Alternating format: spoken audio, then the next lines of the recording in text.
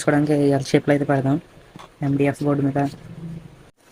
Friends ఈ విధంగా PVC షీట్ని అయితే పెట్టుకుని హోల్స్ అయితే వేసుకున్నాను.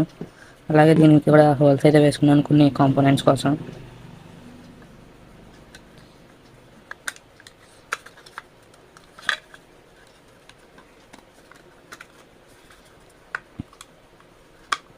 ఈ విధంగా సెట్ చేసుకుని స్క్రూస్ వేసుకునే విధంగా అయితే పెట్టాను. ఇప్పుడు ఈ వెనకాల బాక్స్కి అయితే పెయింట్ అయితే వేయబోతున్నాను.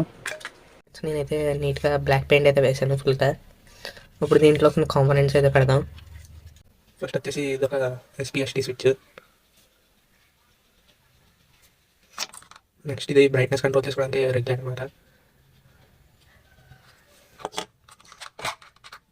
ఇది వచ్చేసి డీసీ సాకెట్. అలాగే ఇది వచ్చేసి నాబ్. దీనికి వీటైతే ఇందులో ప్లేస్ చేద్దాం.